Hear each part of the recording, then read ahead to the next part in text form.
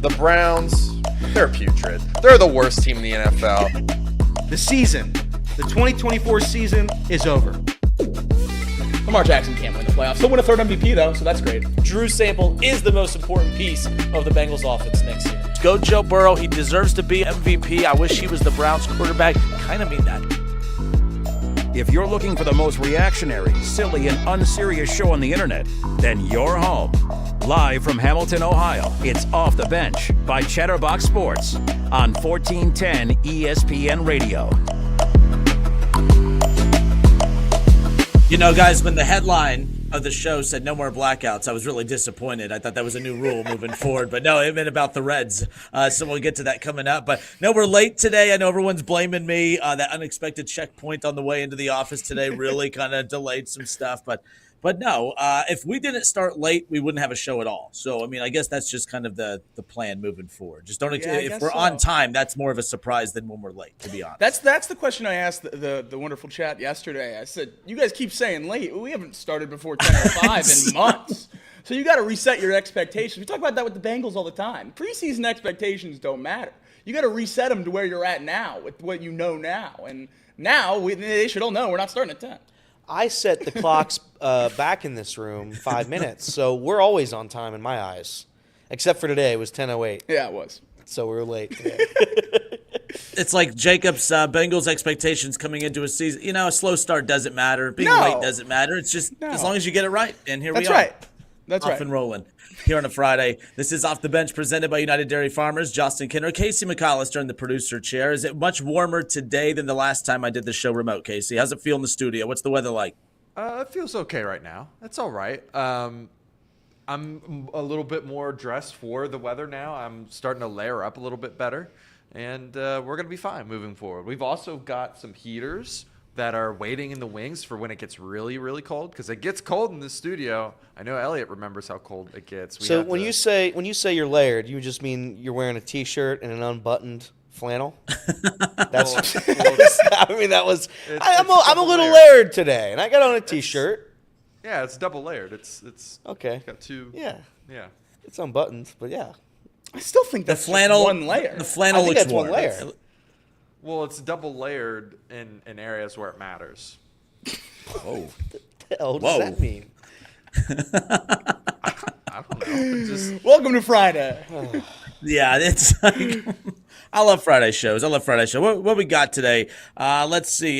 Jacob will go through and out coming up here in a little bit. 3 reasons why he's confident the Bengals are going to come away with the win on Sunday Night Football against the Chargers, and 3 reasons why he's a little concerned about the Bengals' chances against the Chargers on Sunday Night Football. MLB TV picked up the rights for the Cincinnati Reds, and that's where you will be able to watch, of course, all Reds games moving forward. And there's a lot of positives that come with that. Obviously, some repercussions when it comes to how the Reds can go about spending, as we've talked about. But we'll talk about what the Reds games could look like on MLB TV coming up here in just a little bit. Our Week 11 NFL picks and then upset alert in college football. There's not a lot of big games in college football this week. I know Tennessee, Georgia is kind of the main event, if you will. But a lot of basically unranked, top 25 versus unranked opponents, which means there could be a potential for quite a few upsets this weekend. So we'll kind of do our upset alert here around the corner. But let's send it to our guy, Mr.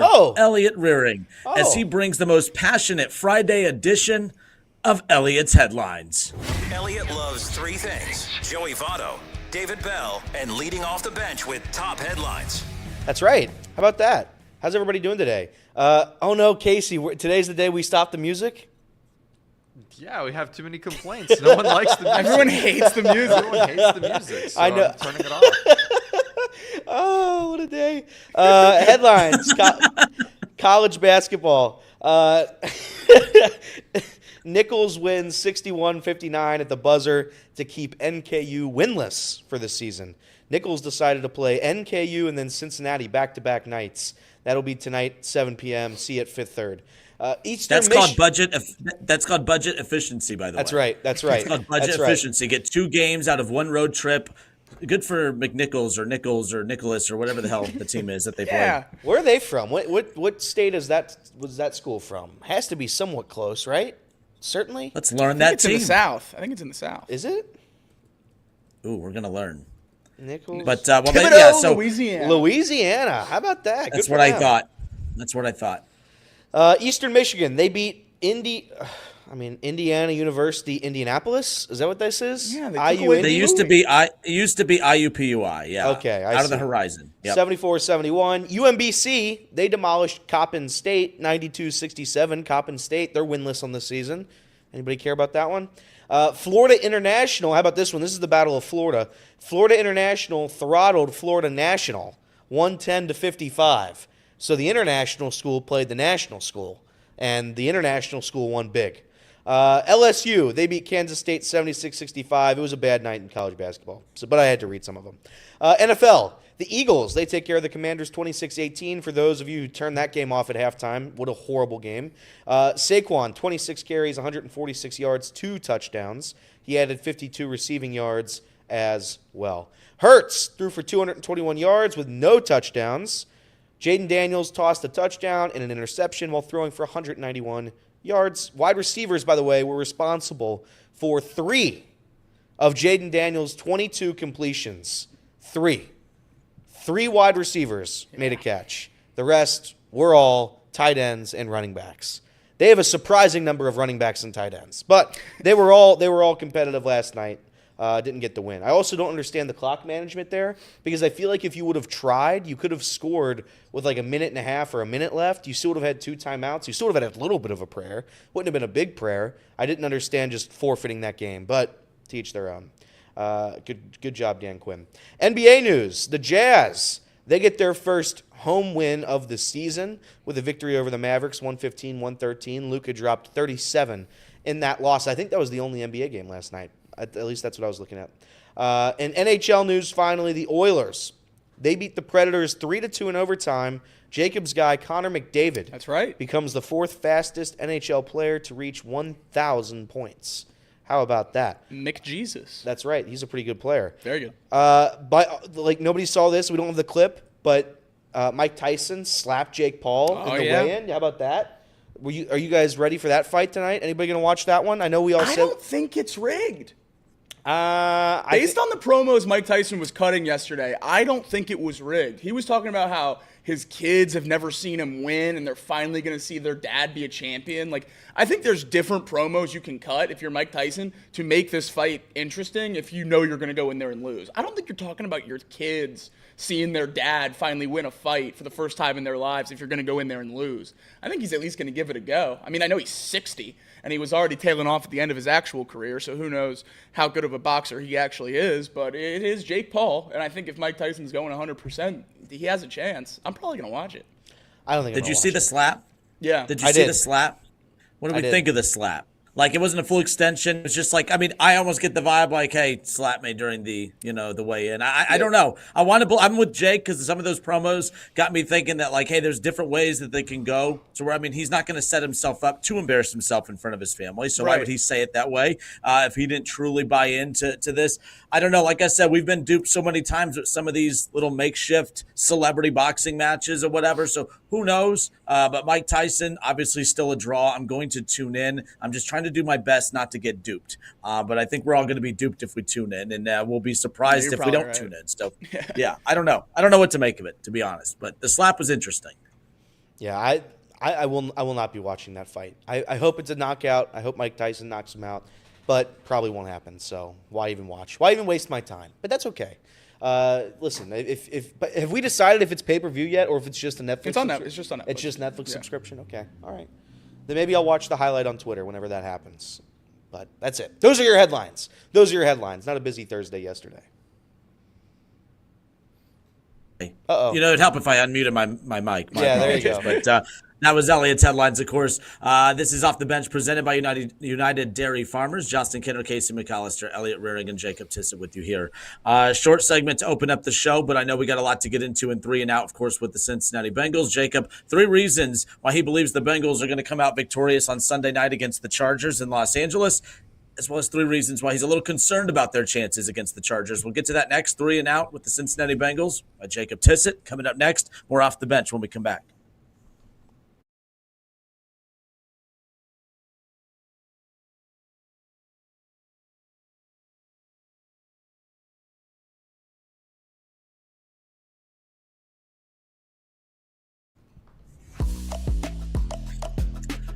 All right, and we are back. Justin Kinner, Casey McAllister, Elliot Rearing, Jacob Tissa with you here. This is Off the Bench, presented by United Dairy Farmers.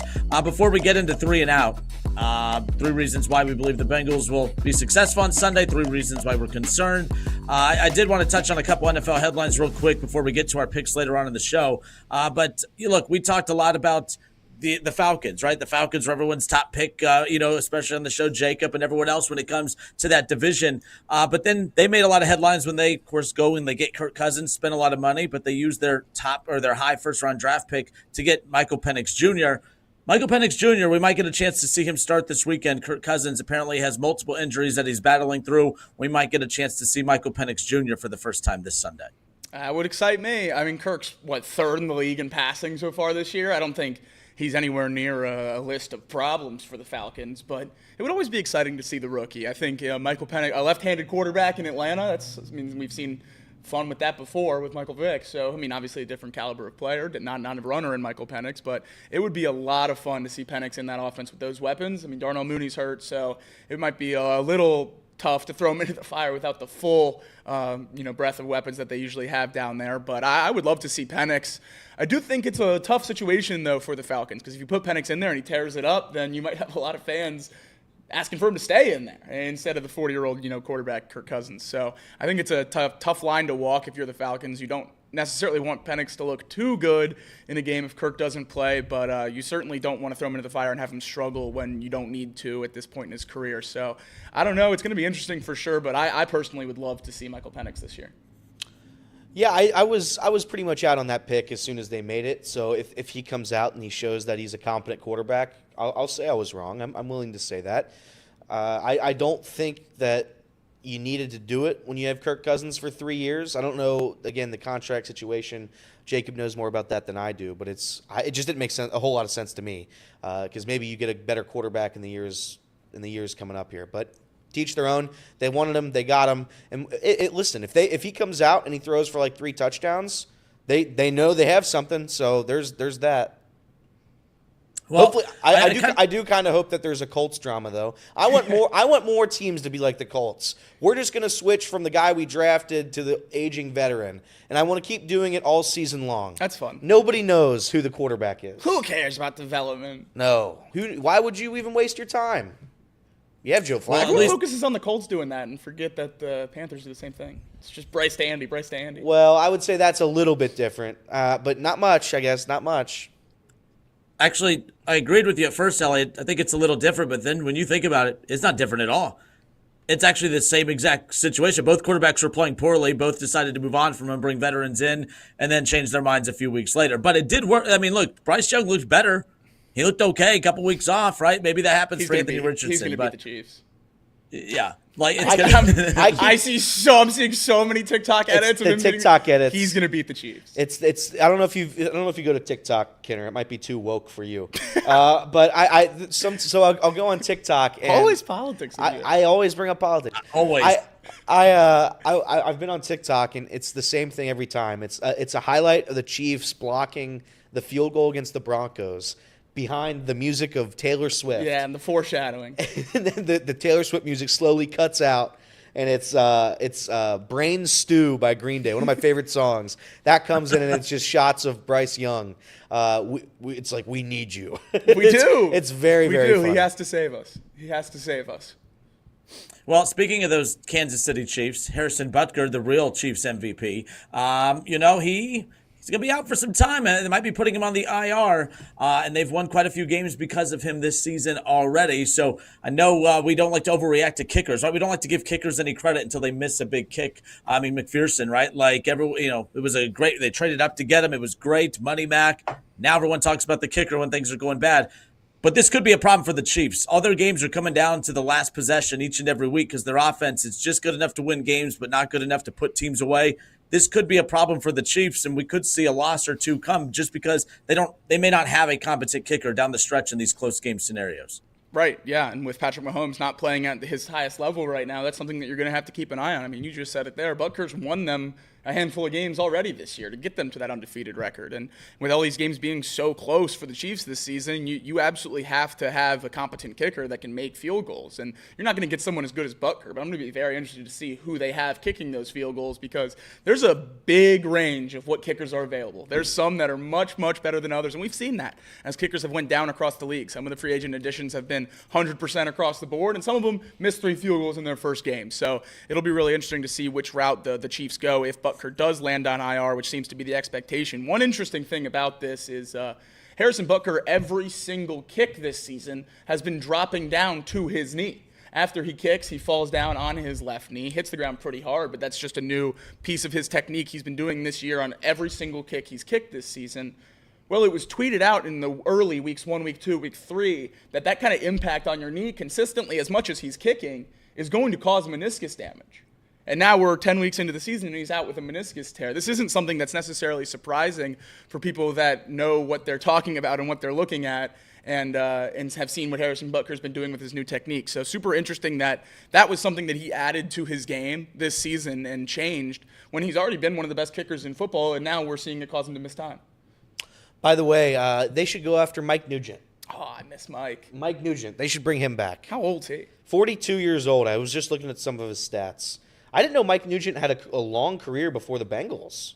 He started his NFL career with the Jets in 2005. He was great in Ohio State.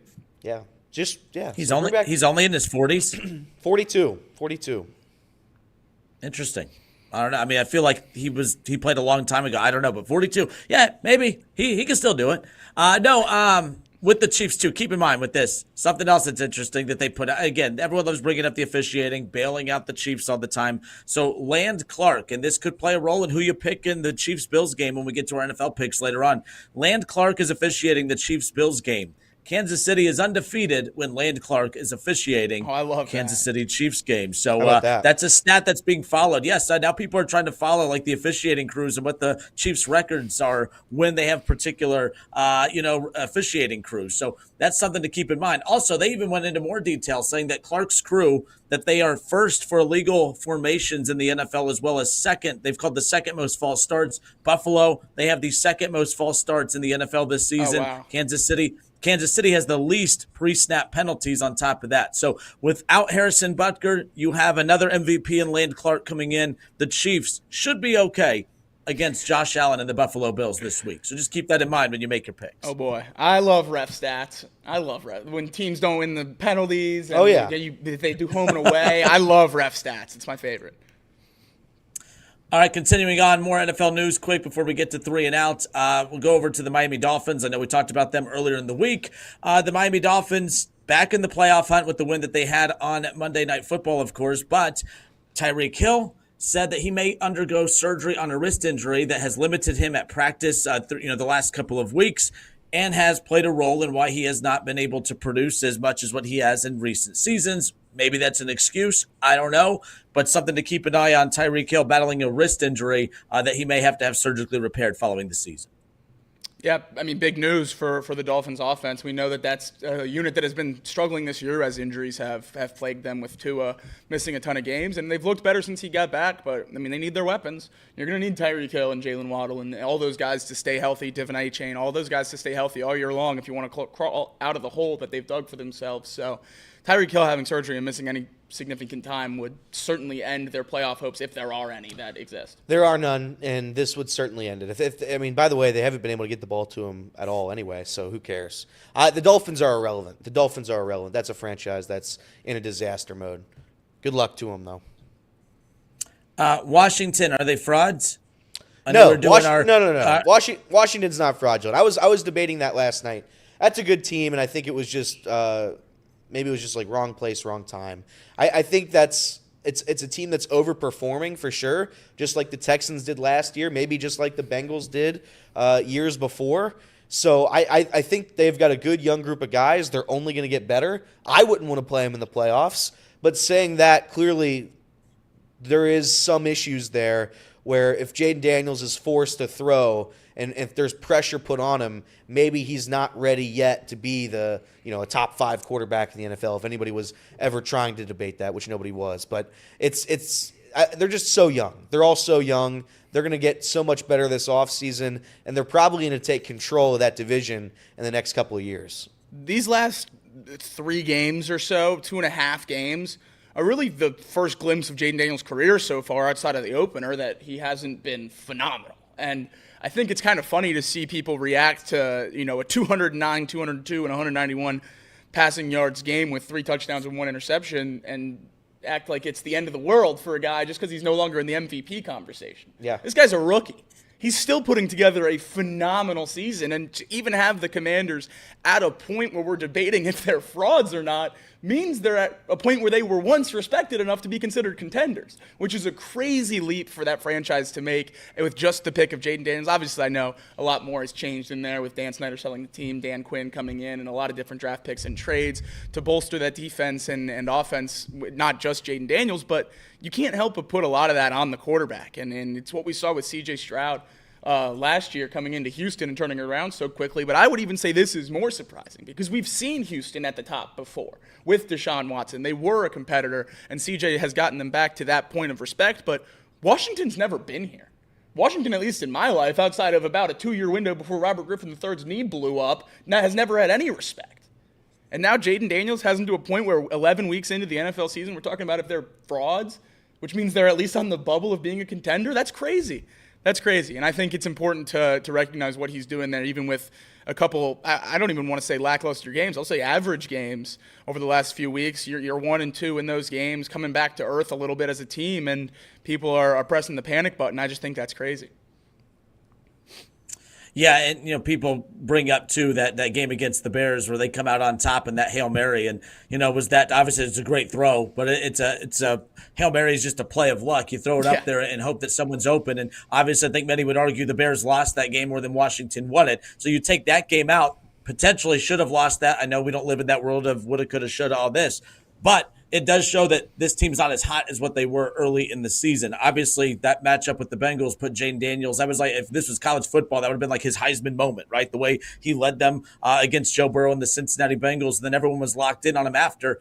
He's completing still 68% of his passes. To this point, averaging about just over 200 yards a game and a touchdown a game, 10 touchdowns in 10 games across the board. Not as explosive as they were earlier in the season, but obviously not as exciting to watch either right now, which has people questioning, hey, are they for real? The Eagles are really good. To the Eagles' credit, the Eagles, they have not been playing well. They were not good last year. They didn't look aesthetically pleasing to start the season, but they're actually, outside of the Lions, probably playing some of the best football in the league right now. Have to give them credit where credit's due. Obviously, Jalen Hurts playing the way that they expected him to because, man, that guy fell off last year. Right? Like, I think the Eagles are starting to panic that he fell off last. They paid him a lot of money, and all of a sudden he didn't look like the quarterback that they were anticipating giving that money to. I think the Eagles front office breathing a little bit better at this point. Absolutely. I mean, they've won 6 games in a row. Yeah, they were 2-2. We were talking about firing Nick Sirianni. They won 6 games in a row, and that team's playing really, really well. I think here's the thing, too, about the Eagles. The fact that no other teams can replicate the tush push, and whether or not you want it banned, whatever, they're able to do it. And do you know how it's almost a superpower to have 3rd and 2, 4th and 2, 4th and 1, 3rd and 1. If it's a short yardage situation, it's not like an 80% chance. It's not a 90% chance. It's a 100% chance your team gets it. That's a superpower. Your team has a superpower. So if you're able to get in those positions, if you're able to give your team the opportunity to consistently have a 3rd and 1, 4th and 1, you're fine. I mean, I think the Eagles are a scary team to play, man. I don't want to face the Eagles again. I saw enough of them when the Bengals lost by 20. And the Bengals were still relatively in that game. It's you can't give them any space whatsoever. Saquon's unbelievable. It's awesome to see Saquon Barkley in a situation where he's able to succeed as well as he has. He has maybe the best play of the year. And here's the craziest part. They don't really use him that much. I mean, they use him a lot. But you get inside the red zone, and it's like he disappears because you have infinity other options to go to. You just get the Jalen Hurts tush push. You get a throw to any of those elite pass-catching targets, options.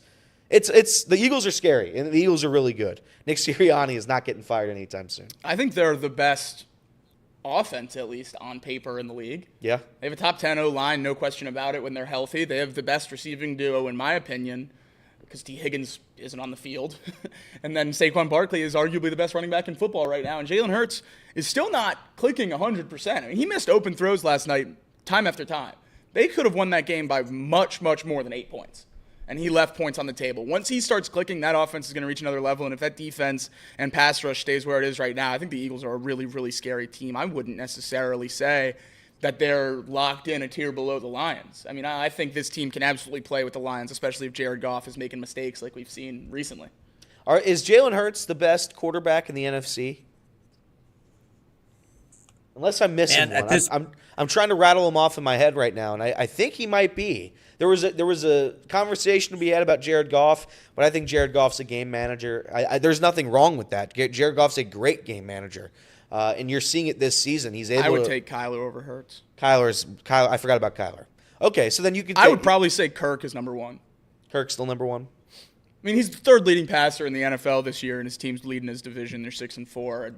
I feel like he's putting up pretty respectable numbers. I would like to say Jordan Love. If I had to project it, I think it'll be Jordan Love relatively soon. I think he's incredibly talented, but not yet this year. Maybe if you don't have a minimum sample size, say Malik Willis. I mean, that guy put up gaudy numbers in one game. So maybe he's the best quarterback in the NFC. But yeah, I think the NFC is catching up in quarterback talent, but it's young guys that are going to get there soon. I mean, Brock Purdy certainly has shown this year that he's deserving of being in that conversation. Then you have guys like Caleb and Bryce, who were supposed to be superstars that haven't done that yet. Obviously, people are giving up on Bryce. Maybe Caleb will get there at some point, but even Jaden Daniels, I mean, we've seen him. He might be the best quarterback in the NFC so far this year, and I wouldn't be so quick if you're going whole body of work to rule out Matt Stafford. So there's still some talent in the NFC, even though it might not seem like it.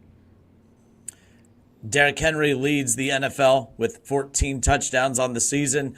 Coming in at number 2, Jalen Hurts with 11. Coming in at number 3, Saquon Barkley with 10. That is wild. 21 touchdowns between those two, and that's on the ground. Like, that's them physically with the ball in the end zone, Saquon Barkley and Jalen Hurts. That's pretty wild stuff right there when it's all said and done. But, yeah, the quarterback question you asked, I mean, Jalen Hurts is taking a team to a Super Bowl. That helps. If Jalen Hurts didn't regress last year, I would say easily Jalen Hurts. Jalen Hurts looks like the best quarterback in the NFC right now, but I don't trust him. Jake, I want to agree with the Kyler Murray thing, but Kyler Murray does a lot of that Tua stuff where he looks great for half the season and then drops off in the back half. That's true. We do need to see Kyler not regress in the back half because Kyler and Tua had a habit of being MVP candidates heading into Week 8 some years, and then their teams go on these major, regression runs in the back end. So we'll see what happens there. I do like Kyler. I mean, I'm back to being sold on him, just seeing how the Cardinals have turned it around at the end of the day. All right, this is Off the Bench, presented by United Dairy Farmers, Chatterbox Sports on YouTube, ESPN 1410 Wing AM in Dayton. Elliot, I think I did a good job getting us back on track. We had that very short opening segment. Yeah, that was good. We filled a lot of time with the NFL conversation. Now we can get over to Jake's 3-0. We're back on track. Look at that. I really like the corded earplugs there, Kenner. I don't like the AirPods as much as other people. Elliot Rearing, Justin Kinner, Aaron Rodgers, the only 3 people with corded headphones still. Probably, but listen. Kamala. Oh, that's Don't right. Forget. That's right. Sorry. That's all right. That's it. Conversation's over. Always politics with you, Elliot. Conversation's over. Just send it. Just send it. My earphones are connected to my phone right now. Oh, no, they're not. Oh, just darn. Send it. Darn. We'll be right back. More Off the Bench from week. What? That's how you do it. It's what it. Anyways, more Off the Bench next.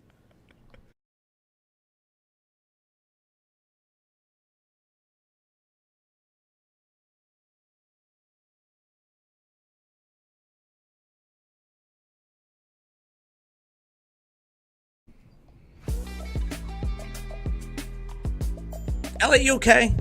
I'm great. I feel great. Are you sure you're not burdened by what has been? I just want to. You okay? That was the last one. We're done. We are done. But that was good. Listen, there's not going to be a lot of people that get that one. That's a good one. It's not very original. It's been used a lot. But we welcome you back off the bench, presented by United Dairy Farmers. Chatterbox Sports on YouTube, ESPN 1410 Wing AM in Dayton. All right, so last night, of course, we talked about the Eagles and the Commanders, that Thursday night football matchup last night, of course, and Week 11 is officially underway.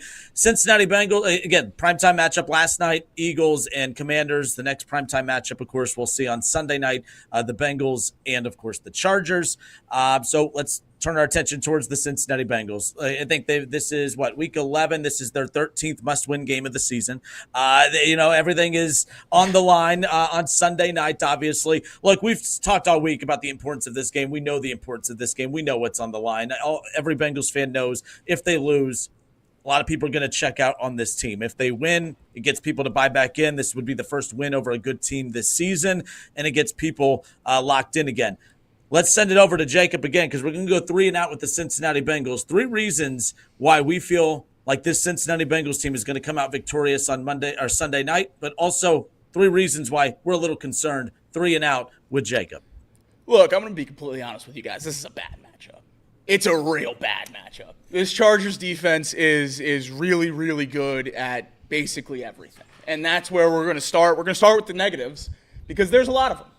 The Chargers' edge rushers are unbelievable. Since Joey Bosa has come back, they've been near the top of the league when it comes to rushing the passer. And what we saw last week was Joe Burrow running for his life all day and trying to make plays out of scratch, off schedule, once that pocket collapses.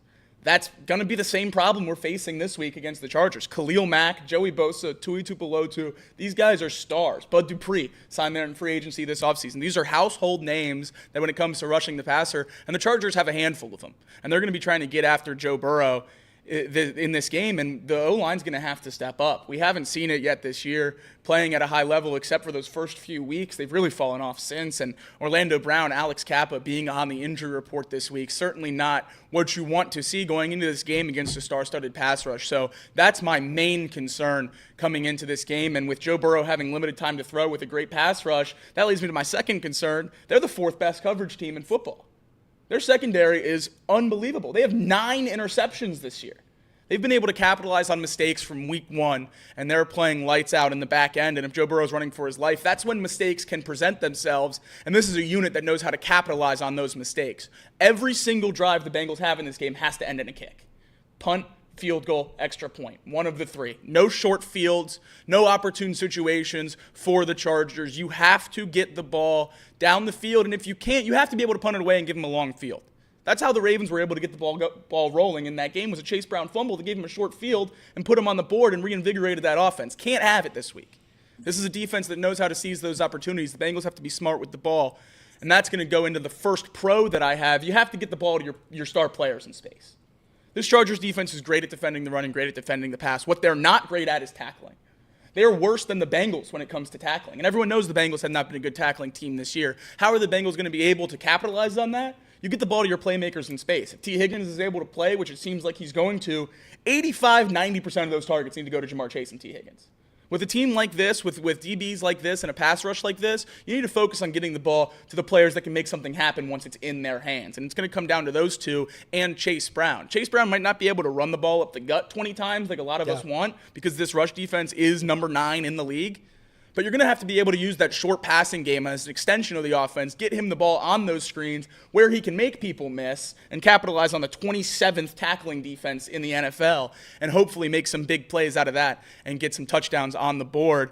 Other than that, I think the health is hopefully a positive for the Bengals. Orlando Brown limited in practice, B.J. Hill limited in practice, T. Higgins limited in practice. Hopefully those 3 guys, key players for the Bengals, able to play in this game. The Bengals have played the last couple of weeks without their 3rd and 4th best offensive player. And you've put up above 30 points both games. It's been unbelievable production without your best players, but now you're playing a much better defense than either of those units. You need that health back in the room. And playing smart's the last thing. You have to trust Joe Burrow. You have to put the ball in his hands, because at the end of the day, if you're going into a game that you have to win to keep your season alive, what do we want to be sitting here on Monday saying? We don't want to be sitting here on Monday saying Chase Brown had 25 carries and we lost the game 35-28 because Joe Burrow didn't throw the ball. If Joe Burrow has to throw the ball 50 times to keep us in this game, I'm fine with it. Do what you have to do to win this game. Lean on Joe. Lean on your offense. You had Jamar Chase targeted 17 times for 11 catches and over 250 yards last week. That's your offense. Yeah. Do that. He had 0 catches behind the line of scrimmage. I think with the secondary this good, you should use that short passing screen game a little bit more. I'm not asking for a swing pass on 4th and 1. I'm not asking for a swing pass on 4th and 1, but use that a little bit more on early down plays to get him that ball in space, get him those targets early, and get the ball to your playmakers, because there's no reason we should have the ball in anyone else's hands in this game except for if they're wide open. And that's, I think, what it's going to come down to in this one ultimately, and which is my final fear, is it's going to be a coaching duel. And it's Zach Taylor versus Jim Harbaugh. And that's not exactly something that makes me feel great. Maybe the best coach in the league against a guy whose scheme has been talked about on this program basically every single week. So Zach Taylor's going to have to find a way to create an advantage in this game to where it doesn't come down to a head-to-head coaching matchup, because we will lose that every single time. The Bengals are going to have to get a lead and control this game, because if it comes down to game plan and scheme in the fourth quarter of a close game, Jim Harbaugh will outcoach Zach Taylor. So the Bengals have their work cut out for them this weekend. We know how big of a game this is. Over 50% to make the playoffs if you win it, under 30 if you lose it. Bengals have to win it, and in all honesty, when I was looking for those pros and cons, it made me feel a little worse about it. Yeah, the biggest thing for me is they don't seem to make a ton of mistakes, the Chargers. Justin Herbert has an 11-to-1 touchdown to interception ratio. Yeah, it's just not. And when was the one interception? I feel like that was a long time ago. I believe so. I think it was week 1 when it happened. They also haven't allowed over 20 points. They're the top scoring defense in football. It's not. I mean, they're going to do everything that you don't want to see an opponent do against the Bengals. They're going to use J.K. Dobbins and Gus Edwards, and they're going to run it down our throat. And when they do that, that's going to open up the passing game. And Herbert's a very good quarterback, despite what I might think. And they're going to be able to torch us. My thing is, if you're able to get a lead, it's the same method that we've had seemingly for 2 years now. If there's a chance to get the ball first, you go down, you score, and if you can take away the run game and you force them to throw it, because let's face it, their wide receiving room is probably their biggest weakness on the team. No question about it. I mean, they have 0 people to throw to. Ladd McConkey's great, but outside of that, I mean, do we know what Quentin Johnson is? He's having a better year for sure. I don't trust any of them to make significant plays in this game. I think this is another game where it just seems like if the Bengals lose, it's not going to be because of the Chargers. It's going to be because of the Bengals, and that's kind of what Jacob was alluding to. The Bengals can't make mistakes. Right. You can't have Chase Brown fumbling the football. You can't have Joe Burrow taking a strip sack for 6. You can't throw an interception. It just can't happen. You have to play perfect football against this team and pray you sneak out with a 17-13 win or a 21-14 win. It's going to be close. It's not going to have a lot of points, and you just got to hope that the Bengals are able to control the clock and able to go down and score early, and hopefully get the Chargers playing from behind, because that's the only way. That's the only way in my mind that the Bengals can win this game. Casey, what's your biggest fear about this matchup? It's either fear that you have about this matchup, or what do you feel good about the Bengals in this matchup? I mean, I think it's going to be just like one of those games where I think defensively we match up good with them offensively in terms of just one-for-one outside. Corner-wise, I feel good about covering up their receivers. I think we can bring enough because recently we've done well in defending the run. So I think that there's a chance that them struggling to make anything happen in the ground They've been game a terrible recently, running team outside of the first, 4 weeks? Right. It was like 29th or something like that. Yeah. And the Bengals, since like the first 3 or 4 weeks, have been one of the better teams in stopping the run in the NFL. So I do think like that matchup is going to be solid. I think defensively, I think we've got enough answers to handle what they're going to bring to us offensively. It's the other side of the ball where I'm just not sure if we're going to be able to have the type of game that they want to get into, the game script, right? It's going to be ugly, slug it out, kind of grind it out sort of game, and I'm just not sure the Bengals are cut out for that type of team. They're just not they don't have the pieces around them to grind out games. The Bengals win Sunday night if the Chargers play the Bengals game. The Bengals lose by 3 scores if they have to play the Chargers game. Right. I think every Bengals fan kind of knows that. If the Chargers are able to throw Justin Herbert 24 times for 185 yards and put up 28 points with 45 minutes of possession, Jim Harbaugh will happily do that. And that is my fear, which I think is exactly what you're talking about, going against this team, is just getting out physical. Getting out want to. Like, the Chargers are going to be one of the best coach teams that you play all year long. Jim Harbaugh gets his guys ready to go, and they're going to want it more than anyone else. You're going to have to go out there and use a little bit of your talent, because I think we have that on the outside.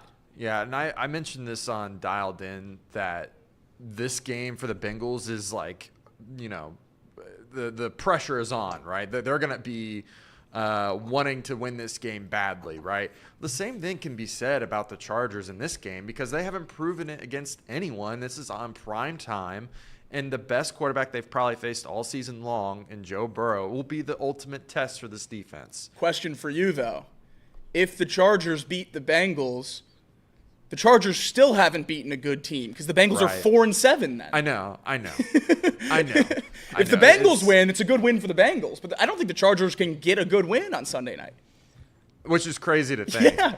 It's really the balance of – it's really a big game for the Bengals. Don't get me wrong. But I'm just saying, like, in terms of 100%. what they have to 100%. prove on a primetime stage, like, they got to win at home in primetime. They have to. Especially if they want to be taken seriously in the AFC. For me, it's that I don't want this to turn out to be a slugfest because I don't think the Bengals can win a slugfest right now. If it ends up being, like Jacob said, the Chargers game, it's not looking good for the Bengals. Now, I do think with how good Joe and Jamar have been the last few weeks that things could get really out of hand for the Chargers. I think their outside is depleted. I think their secondary is not very good at the moment. But they've got a great pass rush. And with Orlando Brown coming back, we'll see how healthy that leg is. He's going to have a tough challenge with Khalil Mack. I'm not looking forward to that one. But other than that, man, I think, like I've said, it's just I don't want to get into that terrible game script because I don't think the Bengals are cut out for it. Not at all. And though it might not be a resounding win for the Chargers because the Bengals would then be 4-7, it would certainly be a prove-it point for their defense, and that's what they want to do. I mean, this defense is top 10 in basically every metric in all of NFL right now, and they've played Gardner Minshew, Bryce Young, Justin Fields, Patrick Mahomes, Bo Nix, Kyler Murray, Spencer Rattler, Jameis Winston, and Will Levis. Not exactly a star-studded lineup of quarterbacks. No. So those stats could be drastically inflated. I'm not going to say that going into the game. I'm going to choose to treat it how it looks on paper and think that they are a top defense and we have our work cut out for us. But there were some ball knowers in the Chatterbox Bengals chat last night saying these Chargers defense stats aren't what they seem because they haven't played these great quarterbacks yet. I will say this first of all, they dominated the MVP.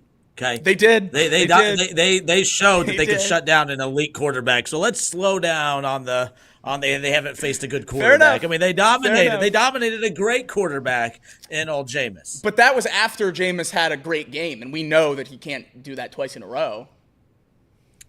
Valid, valid. Back-to-back weeks can't pull it off. No. See what he does coming off the bye. I feel pretty good about the Saints game. Dangerous. Revenge this game. Is off the bench. Revenge game. He has like so many revenge games now. Every revenge game. He has all of them. Oh yeah, I guess they passed on him in free agency. Yeah. Look, at this point, I just want him to play really well so I don't have to watch DTR. That's fair. I do not want to go through the DTR thing again. I know, the Colts went back to their young quarterback. Of course, we saw it with the Panthers. Just I'm no on DTR. There's nothing there. All right, Off the Bench presented by United Dairy Farmers, Chatterbox Sports on YouTube, ESPN 1410, Wing AM in Dayton. Justin Kinner, Casey McAllister, Elliot Rearing, Jacob Tissett with you here on a Friday.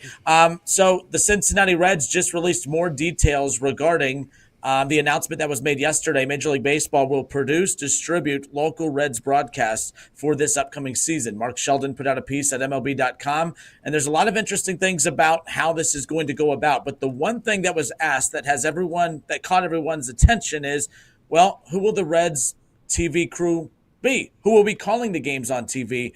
The Reds' response to that has people scratching their heads a little bit. We'll discuss that when we come back. This is Off the Bench, presented by United Dairy Farmers.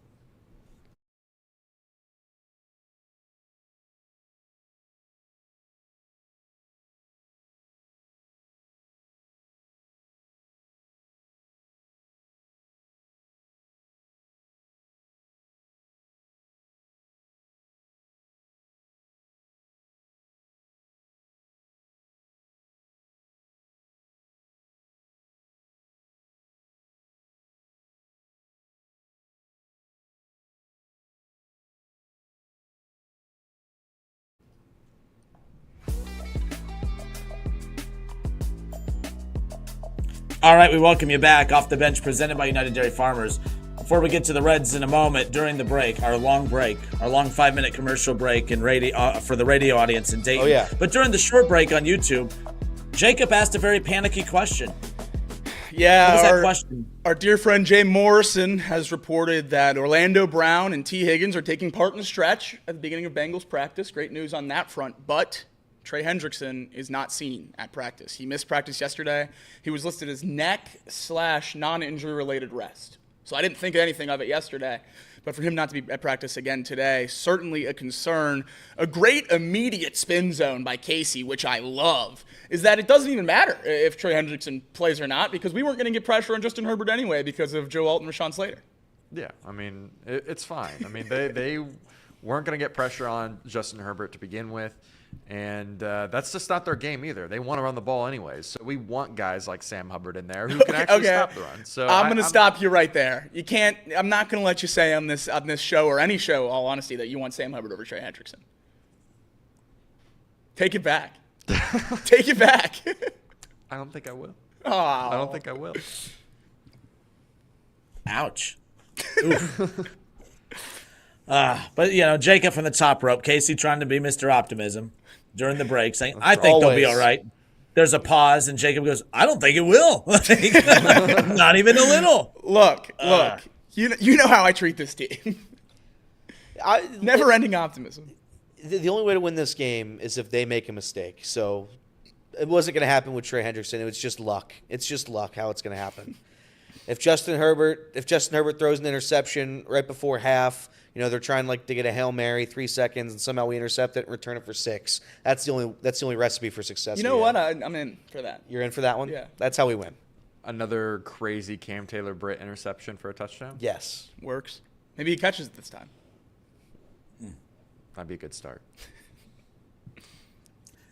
All right, let's move over to the Reds. We will get back into I'm sure we'll touch on some of these points here in a little bit when we get to our Week 11 NFL picks. But Major League Baseball, this was announced after our show yesterday. So yesterday during the show, we were talking about, what will the broadcast look like on the TV side in 2025? Well, we only had to wait a few more hours because we got that answer. The Cincinnati Reds become the 7th Major League Baseball team to join the Major League Baseball TV network, of course, MLB, to produce, distribute local Reds broadcasts in 2025. So that question got answered yesterday. But with that question being answered, it has now led to, quite a few other questions that everyone's still looking to answer. And there was a piece put out yesterday by Mark Sheldon that kind of touched on a lot of these questions when it's all said and done. Doug Healy is the Cincinnati Reds Chief Operating Officer and Chief Financial Officer.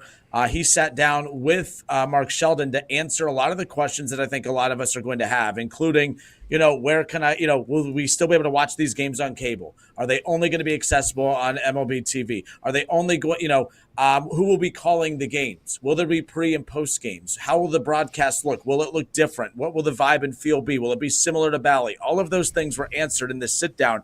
But before we get to all of those, and by the way, shout out to Nick Kirby. Nick did a great job last night putting out a piece on this, answering a lot of those questions as well and reacting to this piece from Mark Sheldon. But yeah, Nick Kirby, go find that piece. It's on Chatterbox on socials. You'll be able to find it there. But your guys' instant reaction when this was announced yesterday was what? The Reds, the 7th team now to have their games all carried by Major League Baseball. Biggest possible win for the fans, biggest possible loss for the organization, probably. Yeah. Yep. Because you're going to lose a lot of money. I mean, you're going to lose a lot of money. That's just what it is. I also don't know what the rules will be for account sharing for those of us who have a bunch of friends and are definitely going to go buy. Everybody put in $3 and we'll all just share this one thing. So I don't know how much of that's going to be going on. With Sunday Ticket, you can only watch on one device at a time. I don't know if that could be the same. I don't know if MLB has the same thing. That's what I'm saying, though. I don't know. That could be something that they explore, though. Because I've definitely used a buddy's MLB account before. But anyway, saying that, it's great for the fans to not have to worry about if they're able to watch the Reds. You can definitely watch the Reds anytime, anywhere. You now have that 100% ability. If you want to pay $20 a month, you have that option. If you have cable, you're going to be able to watch it. We still don't know where that those will be broadcasted. I don't believe we know that information yet. I could be wrong on that. Reds released a long article about it by Mark Sheldon, but I haven't had a chance to dive into it yet. If it's Neither have I. Listed in there potentially. If you're going to be able to watch the Reds next year, there's no doubt about it. In terms of the broadcasters, They did say that if you watched it on cable last year, you're fine. Okay. Like, it will be on everything that they were on last year. They just haven't said the channel yet. Okay. From what I've seen. All right, so then we're fine. Good for the fan base. It's nothing's more frustrating than trying to watch the Reds and being blacked out. It doesn't make any sense that still exists. I like watching the Reds world. blacked out. You do? I like being blacked it's out. It's the best way to watch baseball. Really? I think so. Why is that? I mean, you don't like drinking? Going to the bar with your friends? Oh, I see. I get it. Okay. I was trying to make a serious point. That's okay. This is a Friday show. It's a silly little show. Yeah. If you want to get blacked out, and watch baseball, go ahead and do so. Now you can. Now you can. Now you're able to. But yeah, this is a win for the fans. This is a win for everybody who has had issues, who has YouTube TV and has been trying to watch the Reds for years and hasn't been able to. So everybody's going to be able to watch the Reds. So you might see an uptick in viewership maybe next year. I think that's the biggest thing, especially if they're able to pour money into this team and make it a little bit more exciting to watch top to bottom with recognizable names in the roster instead of playing, Livian Soto with all due respect and all the other Austin Slater's 7 at bats. Who else? Michael Jordan. What? Michael Jordan played for Levi Jordan. Levi Jordan, that's right. Who's Jimmy's guy? Jacob Hurtubise. That's right. Hurt the Beast. No more of them. And I think if people start watching the games, more people fall in love with the players, more people start going to the ballpark. So I think it's an all net positive for Reds fans and the game in general. I think this is the best way for baseball to grow is to let more people watch it. And I've been saying that for years. Yeah. So one of the questions that was asked in that piece from Mark Sheldon that you referenced, will the telecasts look different? So they go on to say that, look, the Reds are going to be relying on MLB's expertise in producing the game coverage, which they've done with the MLB Network since 2009. So local games produced by Major League Baseball last year included special features that are normally associated with nationally televised games. They include the ump cam, live look-ins to the MLB Replay Operations Center, the wire cam, on-field locations for pre- and post-game shows, plus increased access like in-game interviews with players. These are all things that you never got with Bally or Fox Sports or would have got probably with FanDuel TV, this, that, the other. I do think that from a fan viewership experience, I think that's about to get significantly better. Healy would go on to add, too, that the one thing that they are also going to have the capability of doing is they're going to be able to do live look-ins on other pivotal games around the league that impact the Cincinnati Reds alone. Every MLB team that's with them will get their own personalized broadcast. So they'll be able to have the storyline surrounding the team. They'll be keeping an eye on all the other games that impact the Reds, and they'll do a live look-in on some of those pivotal games. They said it's very similar to what the NFL has been doing for decades during their Sunday football broadcasts. So I think from a TV viewing experience, I think this is a major upgrade from a fan perspective, no doubt about it. And, hey, when you get those live look-ins and the interaction with Terry Francona and others, imagine that with David Bell, how dry and boring that would be. Oh, yeah. Shout out to Terry Francona. So there you go. I think that's great. That's all the stuff. Every broadcast of an MLB game, not Bally Sports, was better. Yeah. Apple TV was better. The Sunday Night Baseball was better. Like, every other broadcast was better. So hopefully this is just another step in the right direction. And all those additions that you said there are stuff that I've loved out of those other broadcasts. So that would be great. The one big thing that I know everyone's focused on that has not been announced yet is they said it's still to be determined who will be calling the games on TV. So no locked-in broadcasters in that sense, but radio will be the same. Obviously, those are Reds employees, so it wouldn't affect any of them. Yep. So you have John Sadak and Welch who do a fantastic job. The more I've looked into this, it's not as if they think that they've done a bad job and that's why they're trying to determine if they're going to come back. Keep in mind, with the games going to MLB TV now, John Sadak and Welch and a lot of the TV members, those were Bally Sports employees. So it's not as simple as just saying, hey, those will definitely be the voices. They weren't like, so for the Reds on Radio crew, when you hear the Cowboy and when you hear Tommy Thaw and guys like that, they're actually Reds employees. Tommy Thaw works for the Cincinnati Reds, as does the Cowboy. So that wouldn't impact them. Obviously, this is all about TV. But the TV guys, they're Bally Sports employees, and I think that's some of the details that they're trying to iron out. But it would, it'd be interesting. Look, Sadek's had some great calls during this Ellie De La Cruz era, the early goings of it, no doubt. But he brings that excitement level to it. Yeah. I'd be shocked if they don't find a way to get it done where it's the similar TV crew. Obviously, will Barry Larkin be a part of that? Who knows? As far as that goes. Kirby The did other, say most, if not all, of the teams that have moved from their broadcast to MLB TV have kept their broadcasters from the previous team. Yeah, it wouldn't make sense to get rid of them. I mean, it just doesn't. I can't imagine any of our broadcasters are being given an amount of money that couldn't be replicated again. What does Diamond Sports need them for? Correct. So I think you're going to get Sadak back for sure. Maybe not Barry. I don't know about Barry. I hope not Barry. But I should have taken him as manager. Yeah, you should have. I wonder. We haven't announced a pregame or postgame show yet. I don't think, right? Not that I've seen. No. So I don't know. I don't know if our guy Sam LeCure will be back. I don't know. Those are the guys I'm a little bit worried about because those don't have LeCure and Giesenschlag? Correct. I don't think we'll because Giesenschlag or whatever his name is, respectfully, I think I got it right. I think he might have gotten it. You did. He still works for the like he does like the Blue Jackets pregame show and the postgame show. And they have that show. Him and LeCure have the show on Bally that's not like Reds related or whatever. It's a Reds show, but it's not like pregame or anything with the stadium. So they might have a little bit more intricacies to their contract with Bally. I hope they're all back for what it's worth. Absolutely. I hope they're all back. I imagine Jim Day. He's a Reds Jim Day's employee. a Reds employee, right? Yep, Reds employee. Okay, good. So this says, will there still be, like one of the questions in that Mark Sheldon piece, will there still be pregame and postgame shows? They say the short answer is yes, although they will more than likely have a different look and feel for fans.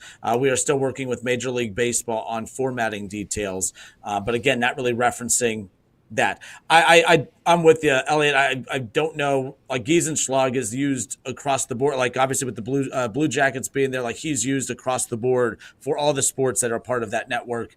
Again, not a Reds employee. Sam LeCure, big fan of his. He's come on the show before. I'm really hoping that he's a part of something that they do because I think he's really entertaining. I think he does a good job. So, last but not least, the biggest question that everyone kind of questioning right now, how much is this streaming service going to cost? And I know, and again, shout out to Kirby, did a great job on that last night, referencing this article from Sheldon. But Mark Sheldon, in the PC put out, how much will the streaming service cost? It highlights in here that in 2024, remember the other 6 teams that were going this route that the Reds are, and I think it was like the Padres, Diamondbacks, Rockies, I believe, and some others. The Guardians are part of that as well. $19.99 per month, or $99 for the season. And then if you want to bundle the local package with MLB TV to get games all over the league, that's $39 a month or $200 for the season. So simply put, if you just want all Reds games, $99, $99.99 for the entire season or $19 a month. That's basically the ballpark, no pun intended, number that you're working with if you're looking for that based on the 2024 numbers. And that's about what we were talking about would be reasonable to ask for. So I'm certainly happy with those numbers. All right, as we wrap this one up, too, last thing on this, they go on. I'm trying to pull this down here to get to the bottom because that's the one. How will this impact player payroll in 2025? Healy goes on to say that we will maintain payroll levels at or above 2024. We will continue to give Nick Krall, Terry Francona, and the entire Reds baseball operations the resources that they need to field a championship caliber team at the major league level. So earlier when I said the price, that was the most important thing. To me, this is the most important thing because I am not going to spend $100 or $200 a season to watch a bad product. To me, this is the most important question that was answered because they say they're going to maintain payroll, which was about $106 million last year. And he does say or above from 2024. Your thoughts on that answer and what that could mean for the Reds? Yeah, I'm happy to hear that. I mean, you can't outwardly say that. So this is like PR speak to me, and you can't outwardly say that. Yeah, we're gonna just stop paying people. We're gonna drop payroll. We're gonna focus on making money again, and hopefully in a couple years maybe we'll have an. That's not what they said. They said they're able to spend some money. So I'm gonna take them at their word. I'm gonna say that. All this TV deal, all this stuff was in the pipeline. When you bring Terry Francona in, you knew all this was coming. You know you have to pay Ellie De La Cruz or at least some of these young guys. You know all of this is happening right now. You don't make the move to sign Terry Francona if you're going to tank. So The Reds are still going to be a competitive team, at least in my eyes, to start this season. I don't know how many free agents they're going to sign. They're not going to go out and get the biggest names available. It's just not who the Reds are. We all know this. Whether or not you excuse it is up to you. For me, it's just the reality of the situation. I'm not going to sit here and complain that the Reds spend $0 consistently. They spend enough money to maybe be competitive, but just after that, you're just praying. You're hoping and you're praying. This season, I think they're going to get 3 free agents. I think they're going to get 2 guys that are going to be utility players that probably won't contribute a ton, but will be names you know. Like you'll know these names. And then there'll be 1 big free agent signing. There'll be 1 free agent signing that's going to cost $20 million plus a year. That's what I expect to happen for the Reds. Because at the end of the day, you still have all this young talent. Whether or not you trust that young talent to equate wins, again, up to you. For me, you have a lot of pieces to the puzzle already put down. And you can't go out and try to replace all of them. You have to let some of them play consistently, try to let them develop on their game. Saying that, we know we have to address the outfield. The right field position needs to be fixed. I would like a corner infielder position to be fixed, and then I'd like 1 starting position. I don't even need to touch the bullpen. The bullpen's fine. If the bullpen isn't fine next year, at the end of the day, nobody's paying $20 million for a reliever unless that reliever can also start. So if that's the case, then Nick Martinez, welcome back. But I don't expect the Reds to address the bullpen too much. There's going to be a couple switches. Obviously, you have to help replace Buck Farmer if he doesn't come back. And Justin Wilson just got signed elsewhere. I think Justin Wilson went to the Red Sox. So you are losing some pieces that you're going to have to replace. But these are going to be cheap, and they're not going to be, I imagine, strong contributors to next season's roster. So the Reds are going to spend next year, and that's what I took away from it. That's fine by me. I certainly hope you're right. How many years, worst case scenario, do you think we're referencing the TV deal dilemma? Like the whole Francona window? Yeah, the whole Francona window. Wow. Probably. Yeah. I certainly hope not, but I think that's certainly an option. Like it's an option on the list of things that could happen. Talking about how this TV deal and the timing of it derailed what could have been one of the best periods in Reds baseball. That's my fear right now, is that they have an out that they've never had before, and they never spent money when they didn't have an out. And now they have an excuse as to why to not spend money that everyone will at least semi-understand. Yeah. I mean, logistically, it makes sense. We can't spend money because we lost our TV deal. Like, at some point, you can't get mad at that anymore, and now they have that out, and it's at the point where we finally feel like we got them to agree to spend. I just hope they don't turn their back on the fans. Like I said, they knew this was coming. They've had to know this was Correct. coming for years, and they don't make the move to sign Terry Francona. The Terry Francona thing, I'm gonna probably for the next couple of years, I'm gonna say is one of the bigger moves the Reds could make. And I don't think they make a move like that if they're just in the business to make money.